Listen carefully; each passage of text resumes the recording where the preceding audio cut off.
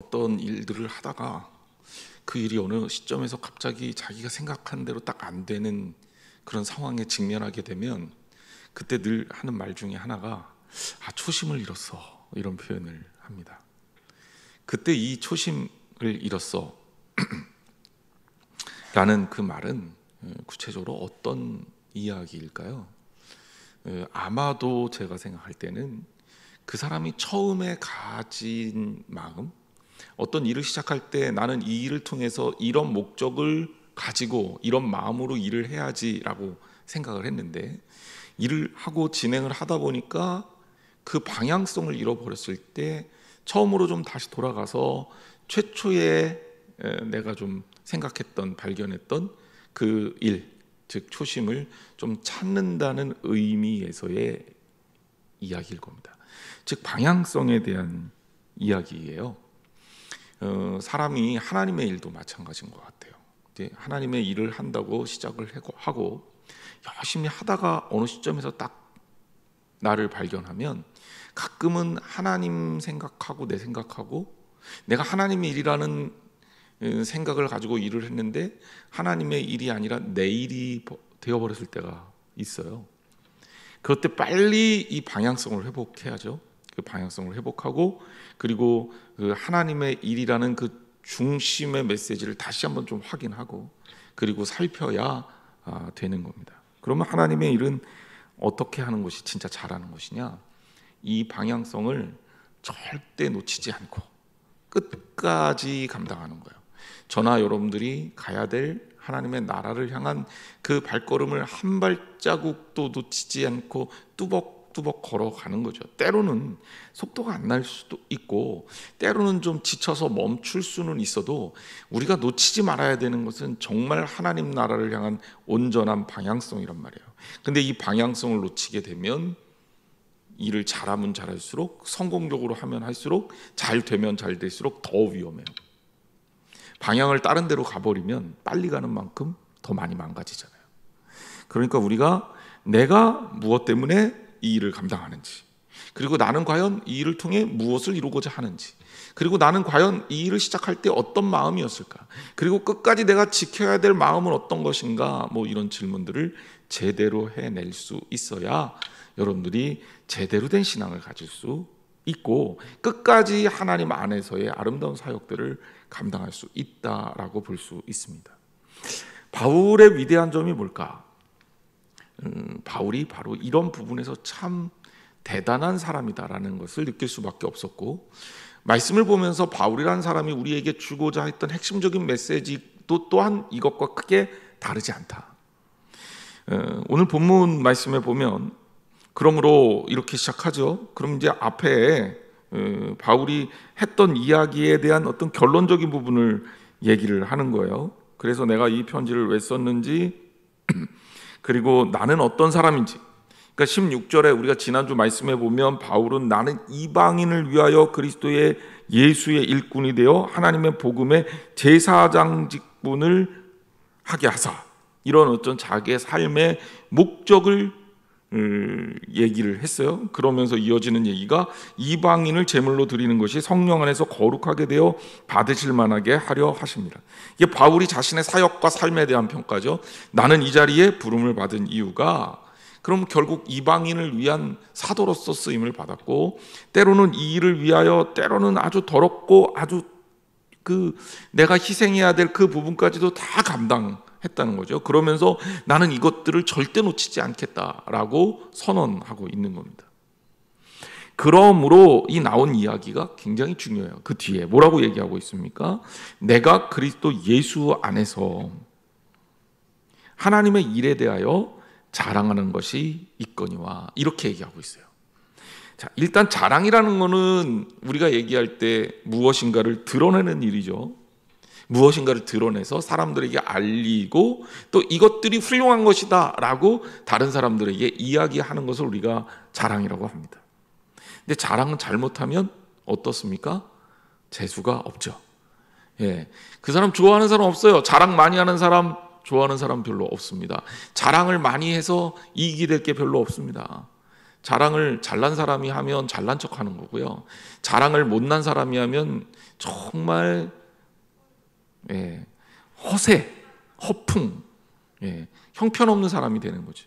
그러니까 잘난 사람이 자랑하는 것도 별로 보기 안 좋고, 못난 사람이 자랑하면 이건 완전히 웃기는 거잖아요. 그러니까 자랑이 얼마나 도움이 안 됩니까? 우리의 인생에서. 여러분 자랑할 때 진짜 조심하세요.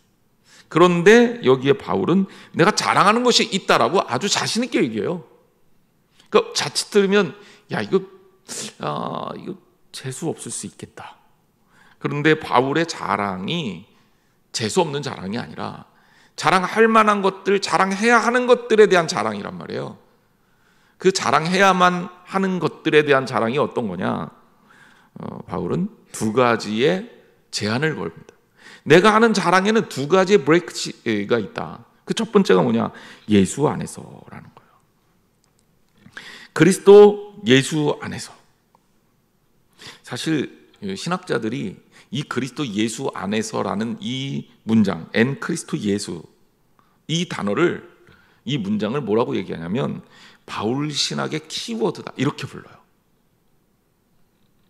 왜 그러냐면 바울이 이 그리스도 예수 안에서라는 표현은 진짜 많이 썼어요. 그리고 성경 곳곳에 많이 썼을 뿐 아니라 결정적인 얘기를 할 때는 늘 따라붙는 수식어예요. 그럼 우리가 생각해 볼 필요가 있겠죠. 이 그리스도 예수 안에서라는 말이 도대체 어떤 의미길래 그만큼 중요한 표현이 됐을까? 자, 일단은 몇 가지로 해석이 가능한데, 첫 번째는 영어로 얘기하면 in이라는 단어가 들어갈 거 아니에요? 거의 번역이 그렇게 돼 있습니다. In Jesus 이렇게 얘기가 되는 거죠. 근데 그리스도 예수 안에서를 in으로 안 보고 여기에 히라보를 through, 즉 뭐뭐를 통해서라고 번역하는 사람들도 있습니다. 근데 이게 틀렸다라는 게 아니라 내가 그리스도를 통하여 자랑한다, 이런 의미로 이 말씀을 했다는 거죠. 그러니까 번역의 느낌이 조금 달라지죠. 그리스도를 통해서 내가 이것을 자랑한다, 내가 이것을 그리스도를 통해서 이야기를 한다라는 얘기는 뭡니까? 내가 어떤 것에 대해서 자랑을 하지만 이거는 내 이야기가 아니야, 예수 그리스도의 이야기야, 이런 뜻이겠죠. 여러분, 이 땅을 살면서 우리가 전해야 될, 우리가 자랑해야 될 것이 어떤 거냐? 물론 껍데기는 내 이야기일 수가 있죠. 나를 통해 그리스도께서 일하신 것이니까. 하지만 철저하게 본질적으로는 뭐예요? 우리는 어떤 일을 하든지 그리스도를 통해서 해야 되는 거예요. 사람이 먼저 드러나면 문제가 늘 생깁니다. 어떤 일의 선한 목적도 사람이 들어가는 순간에 왜곡되고 저희가 의심돼요. 왜냐하면 사람에 대해서 우리가 100% 믿지 못하거든요. 어떤 선한 일을 하려고 그랬어. 에이, 세상에 그런 사람이 어디 있어. 다 속셈이 있는 거지. 이 속셈, 이게 문제라는 거예요. 한 길 물속은 알아도 10길 사람 속은 모른다 그랬어요. 사람이요, 진짜 어렵습니다. 왜? 나도 나를 잘 모르거든요. 나를 잘 몰라서 사람의 마음을 탐구하는 학문이 요새 막 굉장히 유행이잖아요. 심리학. 그 사람의 마음이 다 드러날 수 있다 그러면 뭐 어렵겠어요. 근데 사람의 마음이 너무 모르는 거예요. 우리 사람이라는 게 참 교묘한 게 자기 속마음이 겉으로 드러나지 않아요. 속이고 감추는 데 능합니다.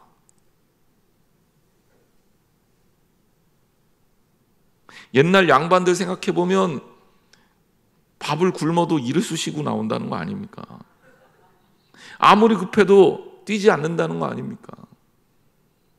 사람이니까 그런 거예요. 사람이니까. 동물은 안 그래요. 그러니까 사람을 믿는다는 게 이 믿을 만한가라는 질문에 참 난감한 거죠. 그래서 바울은 얘기하는 거예요. 내 자랑은 예수를 통해서, 그리스도 예수를 통해서 하는 자랑이다. 사람이 갈린 문제가 아니라 바로 예수 그리스도께서 관여하신 문제다라는 거예요.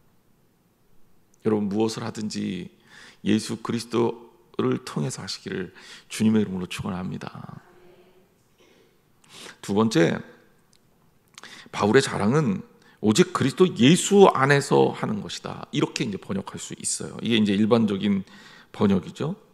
그럼 이거는 뭐냐? 자랑의 근거를 얘기하는 거예요. 즉 내가 내 얘기를 하고 나를 자랑할지 모르지만 이거는 다 누구 안에 있는 거예요? 그리스도 예수 안에 있는 거죠. 그러니까 예수가 높아지는 거예요. 나를 높이는 게 아니라 나를 통하여 일하신 예수 그리스도 안에서 내가 이 일을 했다. 그리스도 예수가 높아지는 거죠. 여러분, 한양제일교회 성도들이 사람들 보기에 훌륭하면 여러분들도 물론 올라가겠지만 뭐가 같이 올라가는 거예요? 우리 교회가 올라가는 거예요. 비슷한 거죠. 크리스찬들이 크리스찬으로서의 삶을 살면 크리스찬 그 개개인의 이름은 어쩌면 기억할 수 없을지 모르지만 그리스도인이라는 이름이 남아서 그 예수 그리스도가 높아지는 거예요. 그리스도 예수 안에서라는 고백은 바로 그런 고백입니다. 바울은 그래서 내가 그리스도 예수 안에서 살겠습니다. 내가 그리스도 예수 안에서 자랑하겠습니다. 라고 그리스도 예수 안에서를 완전히 입에 달고 산 거예요. 여러분, 그렇게 하시기를 바랍니다. 저는 이 그리스도 예수 안에서라는 말을 너무너무 좋아하고 사랑해요. 왜냐하면 이거는 구약의 하나님의 집에서, 하나님의 집 안에서 라는 수식어와 거의 동일한 의미입니다. 시냇가에 심은 나무가 시절을 쫓아 과실을 맺으려면 전제가 있죠. 시냇가에 심겨져야 되는 거예요. 어떤 나무가 하나님의 집에 속해서 하나님의 집에 속한 나무로서 잘 자라려면 전제가 있죠. 하나님의 집에 뿌리를 내리고 있어야 되는 거예요. 우리 성도들이 온전하고 아름답고 거룩하게 성장하고 그리고 그 열매가 하나님이 기뻐하시는 열매로 맺어지기 위해서는 그리스도 예수 안에서 있어야 하는 거예요. 내가 너 안에, 너가 내 안에 있을 때 바로 우리 안에 교제가 일어나고 열매가 맺혀지는 거예요. 바로 예수님께서 하신 말씀이죠. 여러분, 그리스도 예수 안에서 살기를 원합니다. 여러분, 그리스도 예수 안에서 말하시기를 원합니다. 그리스도 예수 안에서 행동하시기를 원합니다. 내 삶의 모든 것이 그리스도 예수 안에서 이루어지기를 주님의 이름으로 축원합니다. 그리고 여기 이 본문에 그리스도 예수 안에서라는 말이 들어간 이유의 결정적 이유는 뭐냐면 머레이라는 신학자가 이렇게 얘기합니다. 그리스도 예수 안에 있는 것 빼고는 절대 모든 자랑은 다 제거하겠다. 그리스도 안에서 있는 것 제외하고 다른 것들은 다 없애버리겠다 이거예요. 결국 이런 의미를 우리가 하나하나 따져보면 그리스도 예수 안에서의 하는 자랑도 사실은 본질적으로 나의 자랑이라고 할 수가 없는 거죠. 모두 예수 그리스도와 하나님에 대한 자랑인 겁니다. 우리 성도의 삶이 그래야 돼요.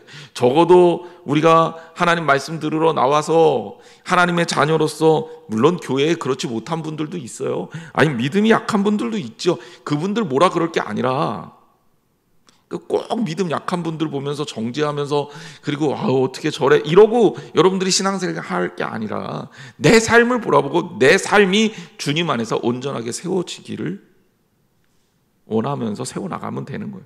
교회가 그런 분들만 우리 신앙생활 잘하는 분들만 있는 건 아니지만 적어도 우리의 대부분이 그렇게 목적성을 가지고 변화해야 된다는 거예요. 그리스도 예수 안에서 여러분 가슴에 여러분 심장에 박으시기를 주님의 이름으로 축원합니다. 이게 우리가 감추고 싶어도 잘 감춰지지가 않아요.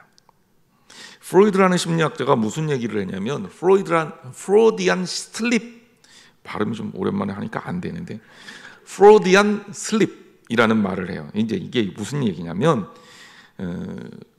우리가 말을 할 때요.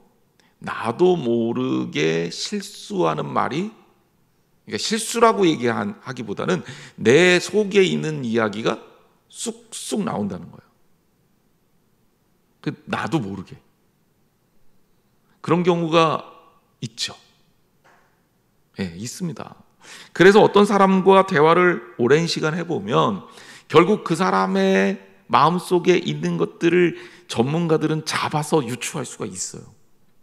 왜냐하면 나도 모르게 내 속에 있는 게 쑥쑥 나와요. 근데 나는 몰라. 그래서 이걸 슬립이라고 하는 거예요. 슬립이라는 건 뭐냐면 미끄러지다 이런 뜻이잖아요. 그러니까 말을 하는데 쫙 미끄러지는 거지. 이게 우리들이 살아가는 모습입니다. 여러분들이나 저나 경험은 없겠지만 주로 이 영화나 드라마나 또 혹은 전문가들의 이야기를 들어보면 어떤 죄를 짓고 재판을 하러 갈 때 변호사들이 그 의뢰인한테 제일 많이 하는 얘기가 뭔지 알아요? 말하지 말라 그런대요. 말하지 말라고. 묵비권이 최고의 진술이다. 왜 그러냐면 말을 많이 하면 시키는 대로 검사가 취조하는 대로 막 물어보는데 아주 친절하게 또 때로는 아주 부드럽게 아주 젠틀하게 물어봐도 신나서 얘기를 막 많이 하다 보면 뭐가 나와요? 그렇죠. 실수가 나오는 거지. 프로디안 슬립이 나오는 거예요. 속에 있는 얘기가 쑥 나오는 거예요. 그러면 그게 그렇게 딱딱 찝혀갖고 걸린다는 겁니다. 여러분들도 가끔 보면 속마음이 쑥쑥 나올 때가 있어요. 그렇다고 제 앞에서 말 안 하면 안 되는데 그래서 우리가 이렇게 이 어떤 말을 한다라는 것은 굉장히 중요한 일이고 또 이 내 본질하고 연관이 돼 있어요. 그래서 거룩한 척하는 게 자세히 그 사람과 오랫동안 만나보면 그러기가 쉽지 않다. 바울의 이야기를 제가 여러분들에게 드리는 이유는 결국 바울의 이러한 어떤 신앙적 본질이 어디에서 나오느냐, 그리스도 안에서라는 표현이다라는 거예요. 모든 바울의 자랑과 근거가 그리스도 예수 안에서. 바울은 이 말을 제일 많이 썼거든요. 그러니까 우리도 어떤 단어를 제일 많이 쓰는지 여러분 좀 생각해 보시면 내 관심이 어디에 있는지 여러분 금방 알 수 있습니다. 두 번째 수식어가 있죠. 뭐냐면 하나님의 일에 대하여. 그죠? 그러므로 내가 그리스도 예수 안에서 자랑하는 것이 있거니와. 그리고 무엇에 대해서 자랑하냐고요? 두 번째, 하나님의 일에 대하여 자랑하는 것이 있거니와. 이렇게 대하여 있어요. 그러면 바울이 그리스도 예수 안에서 자랑하는데 이 자랑의 내용이 뭐냐는 거지. 내용이 어떤 거냐? 하나님의 일에 대한 자랑이에요. 그러니까 바울이 본인의 일에 대한 자랑, 본인의 능력에 대한 자랑, 본인의 지혜에 대한 자랑 이런 거 아니라고요. 우리가 지난 주일날도 말씀을 통해서 배웠지만 바울은 자기의 것들을 뭘로 여긴다 그랬어요? 해로 여길 뿐더러 심지어는 배설물같이 여긴다라는 표현을 썼어요. 그러니까 자기의 가지고 있는 스펙, 바울의 스펙 뛰어나다 그랬잖아요. 유대인으로서의 스펙, 또 이방인으로서의 스펙, 로마 시민으로서의 스펙, 학문과 배움으로서의 스펙, 모든 조건을 다 갖추고 있는 바울이지만 이것들은 뭘로 여긴다? 배설물처럼 여긴다 그랬으니까 세상에 누가 자기가 싼 배설물을 자랑하는 사람이 어디에 있습니까? 쓸데없는 짓이죠. 그러니까 바울은 그건 자랑하지 않겠다고 선언한 거예요. 근데 바울의 자랑이 있는데 그 자랑이 뭐냐?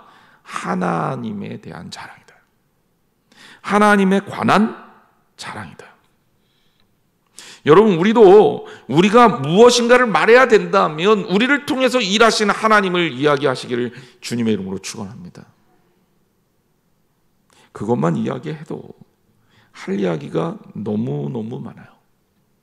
왜냐하면 우리 하나님은 쉬지 않고 우리를 도우시고 우리를 지키시고 우리와 함께 하시며 우리를 돌보시기 때문입니다.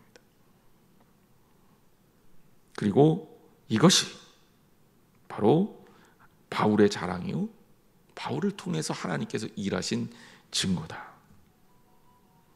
바울은 고린도 후서 15장에도 그렇고 고린도 전서 15장 그리고 고린도서 14장에도 반복해서 얘기하는데 다른 사람을 그리스도께로 인도하는 도구로서 나는 축복받은 사람이다 라는 선언을 합니다.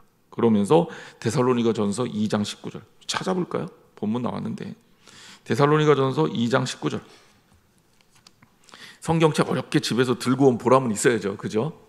예, 화면에 안 나오더라도 데살로니가 전서 2장 19절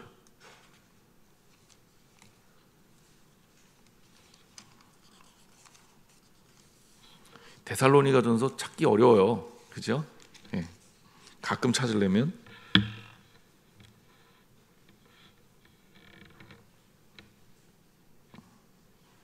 자, 찾으셨습니까?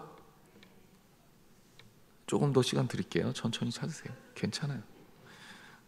제가 누가 늦게 찾는지 이렇게 딱 기다리고 있다가 쳐다보고 있다가 째려보지 않을 테니까 편하게 찾으세요. 19절, 20절까지 보겠습니다. 20절까지 같이 읽겠습니다. 시작. 우리의 소망이나 기쁨이나 자랑의 면류관이 무엇이냐? 그가 강림하실 때 우리 주 예수 앞에 너희가 아니냐? 너희는 우리의 영광이요 기쁨이니라. 아멘.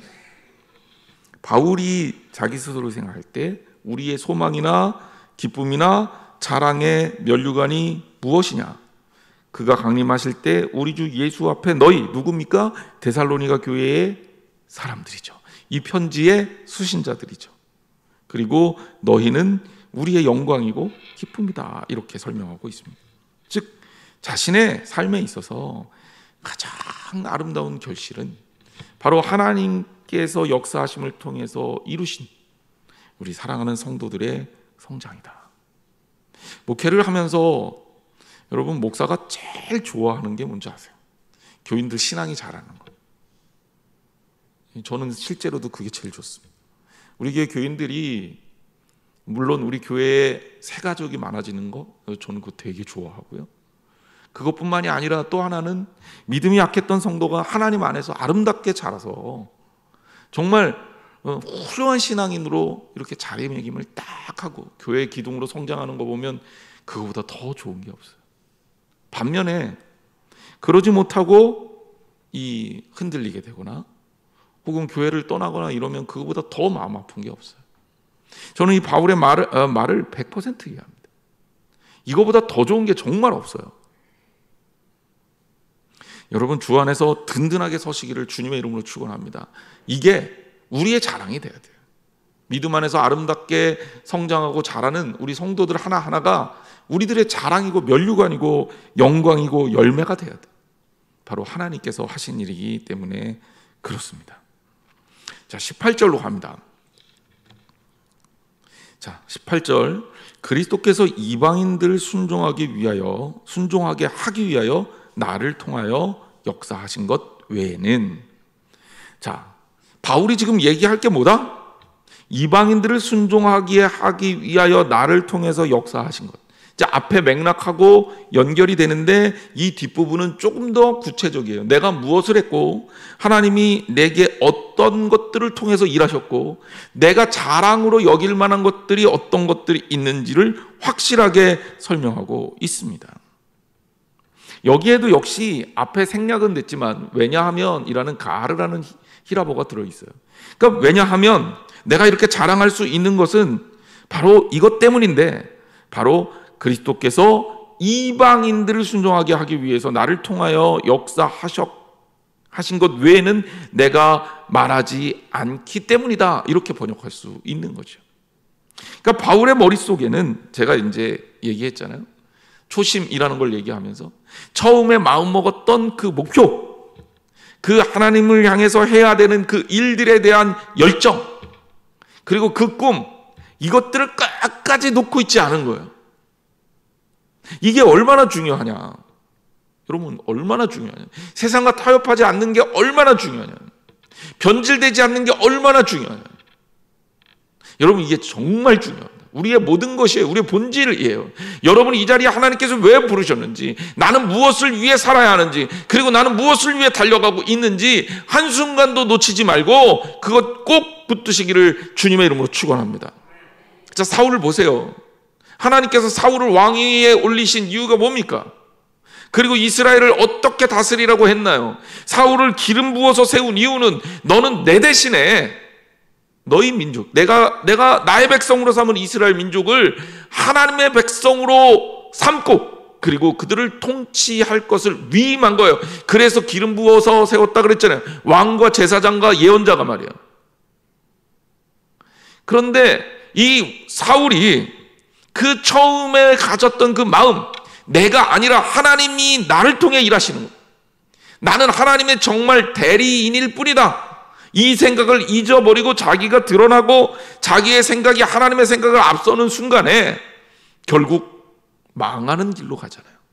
지지난주 우리가 말씀 들었죠? 형식적으로는 기가 막히게 맞추잖아요. 그 이후에도 그래요. 할 건 다 해요. 종교적인 형식은 그대로 남아 있습니다. 하지만 본질은 썩어요. 왜? 처음에 가졌던 하나님께서 주신 선한 목적을 잊었기 때문에 그래요. 자신을 드러내는 게 목표가 아니라, 자신의 위대함을 나타내는 게 목표가 아니라 하나님의 백성들을 온전하게 하나님 앞에 세워가는 게 목표가 되었어야죠. 바울은요, 놀라운 역사를 일으켰잖아요. 처음에 바울이 복음 증거하다 그러니까 크리스찬들 세계에서부터 난리 났어요. 왜냐하면 어제까지 제가 나 죽이겠다고 쫓아다녔던 사람입니다. 나 잡아서 감옥에 넣겠다고 난리쳤던 아주 서슬이 펄했던 젊은이거든요.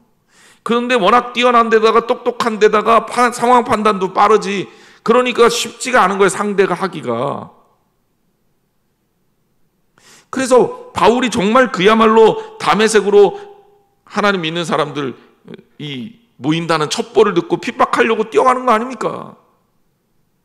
그랬던 바울이 바뀌었다고 하니까 여러분 이게 믿어집니까? 처음에 지지했겠어요? 바울을 사람들이 신뢰를 했겠어요? 처음에 바울이 하나님 말씀 증거하고 예수 그리스도를 위해 살겠다 그랬으면 야, 저거 어떻게 믿어? 이러지 않았을까요? 그런데 그 모든 순간들을 다 극복하고요, 이제는 바울이 초대교회에서 이방인을 위한 사도로 우뚝 서잖아요. 사도 중에 사도로 선단 말이에요. 베드로와 어깨를 나란히 하는. 베드로는 유대인을 위한 사도고 바울은 이방인을 위한 사도다. 이게 맞먹는다는 게 말이 안 되는 거예요. 베드로가 누굽니까? 예수님의 수제자고요. 그리고 하나님이 천국 열쇠를 베드로한테 줬잖아요. 예수님이. 이름도 반석이라고 고쳐주고, 베드로의 고백 위에 교회도 세우고. 그 캐톨릭에서 초대교회 교황이 베드로예요. 그 베드로의 권위는요, 베드로가 나는 베드로야 이 말 한마디면 끝나는 거예요. 더 얘기할 필요도 없어요. 베드로는 바울처럼 똑똑하지 않아도 돼. 왜냐하면 예수님하고 겪은 얘기만 하면 다 은혜 받아요. 그러지 않겠어요? 최고지 그게. 제가 대학원에서 공부할 때 재미있는 일이 있었습니다. 이제 신학적 토론이 막 벌어졌어요. 애매한 개념이 이제 나오기 시작하니까 이제 목사님들, 그때 이제 학생들이죠. 목사님 아니고요. 학생들, 이 대학원생들, 신학생들 사이에서 이거는 이런 거다, 이건 이런 거다, 결론이 잘 안 나요. 그래서 어떤 분이 책에서 이렇게 읽고 이렇게 얘기한 거다. 그러면서 이제 그 교수님의 이야기를 한 거예요. 근데 생각을 제가 해보니까 앉아있다가 저 그 교수님한테 그 부분 배웠거든요, 직접. 근데 제가 이제 그때가 대학원 2학기 때인가 그랬으니까 그 선배는 저보다 1년 이상 공부를 많이 했던 거고, 그리고 나이도 좀 있고, 그러니까 그 선배가 공부는 아는 거 훨씬 더 많거든요. 그래서 막 논리적으로 설명하는데 제가 손 들고 딱 얘기했어요. 그 개념은 제가 직접 들었는데 그렇게 얘기한 거 아닙니다. 얘기가 어떻게 돼요? 끝났죠. 그죠? 직접 들었다는데. 근데 여러분, 베드로의 권위는요, 자기가 내세우지 않아도 초대교회 때는 그냥 세워져요. 그냥. 베드로 같은 사람이 어디에 있습니까? 그러니까 베드로는 이 베드로 전서나 후서도 보면 이렇게 그런 부분에 고민한 흔적들이 없어요. 그냥 베드로는 얘기하면 됩니다. 베드로는요, 자기가 누구한테 배웠어, 나 누구한테 어떤 자격을 가지고 있어, 내가 어떤 언어에 능통해, 내 신분이 어때, 이런 얘기 안 해도 돼요. 그냥 예수님 제자 중에 더구나 베드로 수제자 아닙니까? 그럼 끝이에요, 끝. 예수님 십자가에 달려 돌아가실 때도 베드로가 물론 부인하고 도망가긴 했지만 그래도 최후까지 곁에 있으려고 애썼고, 예수님 부활하신 이후에 베드로가 직접 만나서, 그죠? 그리고 실제로 내 양을 먹이라라는 예수님의 사명도 받았고. 그런 제자가 어디 있냐고요. 그러니까 베드로는 자기 자신의 이 어떤 권위에 대해서 굳이 얘기할 필요가 없어요. 근데 바울은 다르잖아요. 바울은 이 신학자들 사이에서는 실제로 사도 콤플렉스가 있는 거 아니냐 이렇게까지 얘기를 할 정도로 바울은 늘 공격을 많이 당했어요. 왜냐하면 그 전에 그 예수님 믿는 사람들 핍박하러 다녔던 전력이 있잖아요. 전력. 게다가 베드로처럼 예수님을 직접 쫓아다녔던 존재도 아니란 말이에요. 다메섹 도상에서 예수님을 경험하고 체험한 것뿐이지. 그러니까 바울하고 베드로는 차이가 날 수밖에 없어요. 근데 나중에 이 바울이 얼마나 위대한 일을 많이 하고, 그리고 성경에서 얼마나 많은 책들을 씁니까? 그리고 이 바울 서신을 통해 얼마나 많은 크리스찬들이 은혜를 받습니까? 심지어 기독교는, 오늘날 우리가 믿는 기독교는 바울 신학을 통해서 이 결정됐다 이렇게 얘기하는 사람들이 있어요. 예수님은 신학자가 아니잖아요. 근데 최초의 신학자이자, 거의 최초의 신학자이자 이 바울이 예수님의 살아있는 말씀을 신학적 개념을 가지고 정리를 했단 말이에요. 우리가 알아들을 수 있는 말로 정리를 했단 얘기예요. 그러니까 이 바울이 이건 이거야 이건 이거야 라고 정리를 했으니까 기독교에 미친 영향이 너무너무 큰 거죠. 믿지 않는 사람들에게 우리가 믿는 게 이런 거야 라고 바울의 이야기를 통해서 우리가 설명할 수 있으니까요. 하지만 그럼에도 불구하고 바울은요, 내가 나를 통해서 역사하신 것 외에는 내가 절대 말하지 않겠다, 이렇게 자기 자신을 낮춥니다. 이게 바울의 바로 그 방향성인 거예요. 이것을 제대로 알고 있으니까 사울처럼 넘어지지도 않았고, 바울이 하나님의 일을 하면서 하나님의 뜻과 어긋난 길로 가지도 않았고, 중간에 흔들흔들 걸릴 때도 중심을 꽉 잡을 수 있었던 겁니다. 우리도 그래야 된다라는 거예요. 여기는 저부터도 그래야 된다라는 거예요. 그러면서 바울이 뭐라 그럽니까? 내가 감히 말하지 아니하노라. 이것 말고는 내가 말을 안 하겠다. 그러면서 바울이 세 가지의 자기를 통해서 하신 일들이 증거되는 방법을 얘기합니다. 첫 번째 뭐냐? 말과 행위로. 그리고 로마서 15장 19절에 이어서 나오는 말씀이 뭐예요? 여러분 읽으셨잖아요. 표적과 기사의 능력으로. 그 다음에 세 번째 뭐예요? 성령의 능력으로. 자, 하나님 말씀이 전해지는 루트를 세 가지를 설명한 거예요. 첫째는 말과 행위로라는 거지요. 말이라는 거는 복음 전파를 위해서 필요합니다. 오늘 제가 여러분들에게 이렇게 설교하는 내용도 말이죠. 예배 후에 우리 속장님들, 부속장님들과 함께 공부하고 또 속회 준비, 공과 준비를 하는 것도 말이죠. 말이 없으면 전달이 안 되잖아요. 이 말이 굉장히 중요한 거고, 말은 힘이 있기 때문에 말을 통해서 하나님이 역사하십니다. 바울은요, 이 언어, 말을 통해 예수 그리스도를 증거했죠. 그리고 우리 하나님도 말씀을 통해 세상을 창조하셨고, 예수님도 말씀을 통해서 제자들을 가르치셨습니다. 그리고 행동으로라는 표현, 행위 영어는 deed죠.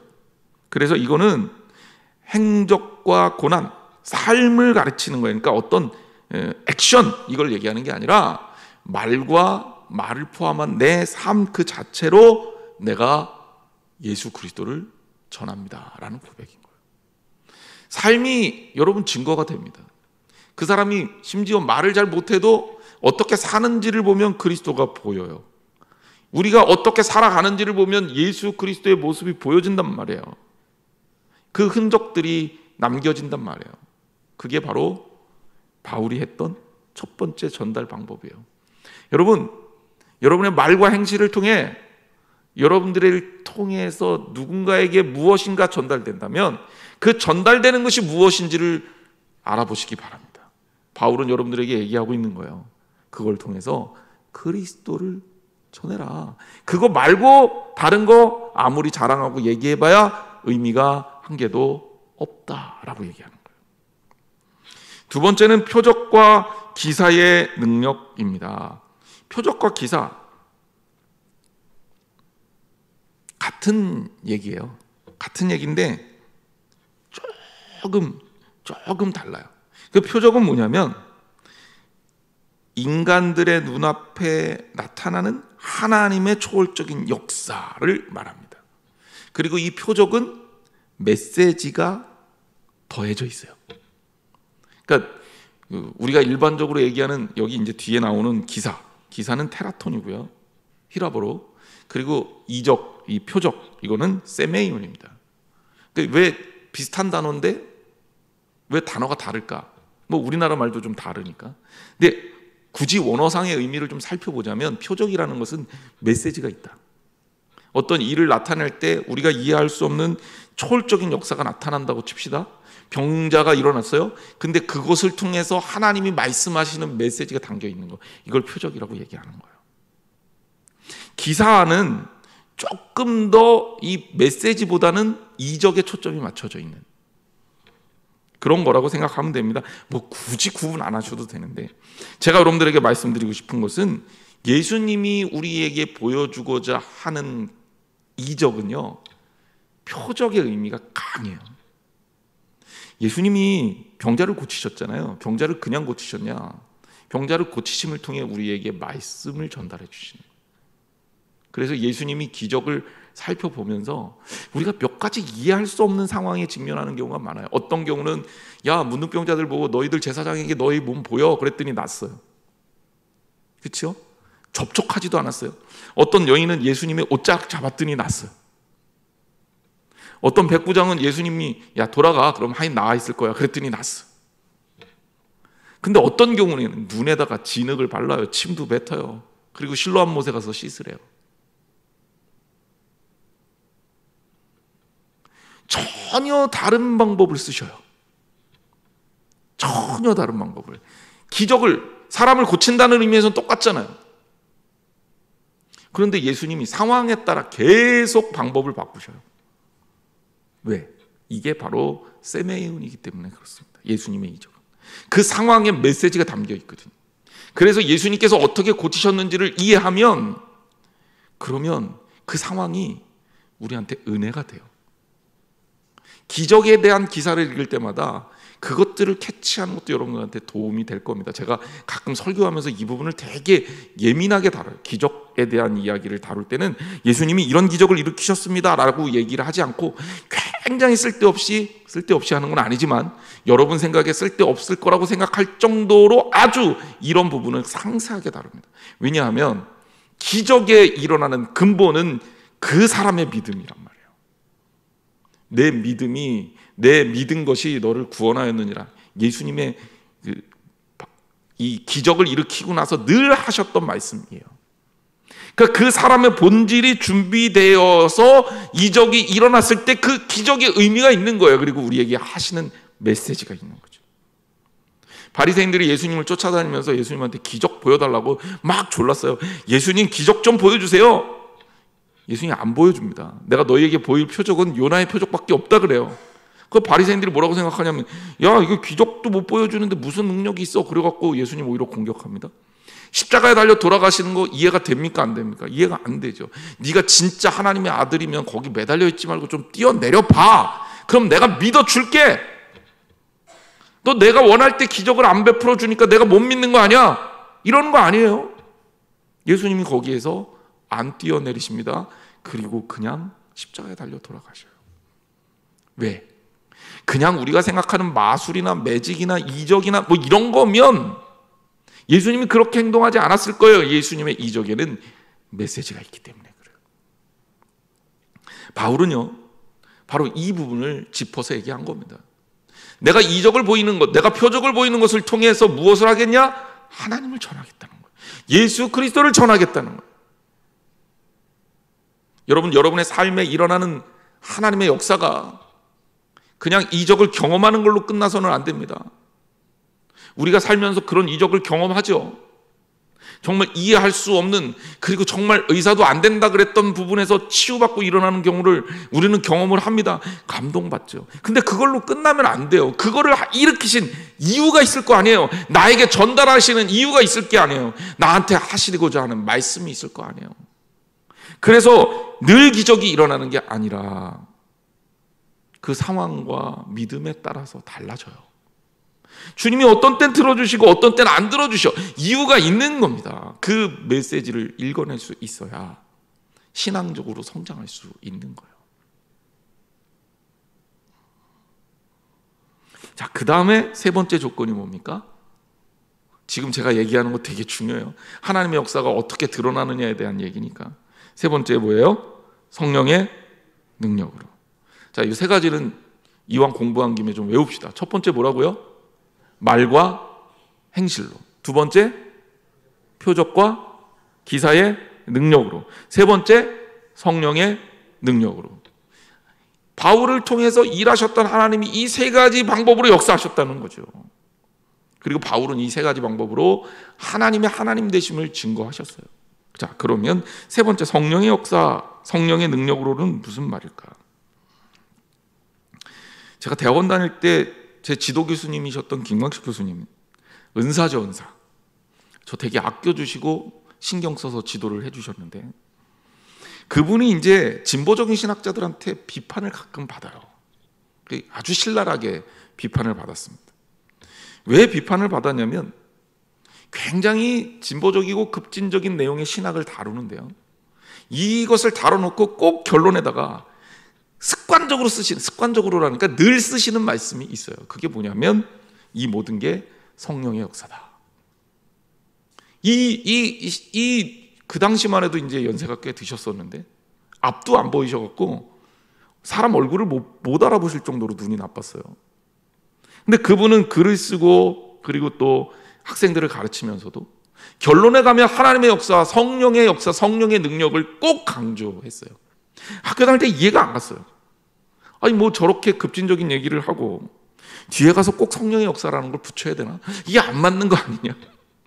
그러니까 신학자들이 그걸 모르니까 왜 저렇게 성령의 역사라는 말로 넘어갈까? 그런데요, 제가 목사가 되고 나이를 먹고 조금 더 성숙하게 되고 또 신학적으로도 좀 더 공부를 해보니까 결국 성령의 능력이 아니면 크리스찬들에게 의미 있는 게 아무것도 없어요. 성령의 능력이라는 게 뭡니까? 하나님이 함께 해주신다는 거 아닙니까? 하나님이 함께 해주시지 않는데 내가 나타나는 게 무슨 소용이 있습니다. 하나님이 함께 하지 않는데 신학적 주장이 무슨 의미가 있어요? 아무리 뛰어난 신학적 주장을 해서 수많은 신학자들의 공감을 얻고 대신학자가 된다고 하더라도 이게 성령의 능력이 아니면 무슨 의미가 있겠습니까? 오늘날 우리가 목회하면서도 저 같은 목사들도 마찬가지입니다. 대교회 목사가 되고 몇만 명이 모이는 교회의 담임 목사가 되고 이게 중요한 일이냐? 그 속에서 성령의 능력으로 일어난 것이 아니라면 그게 무슨 의미가 있겠느냐는 거죠. 신천지 이만이랑 차이가 없는 거죠.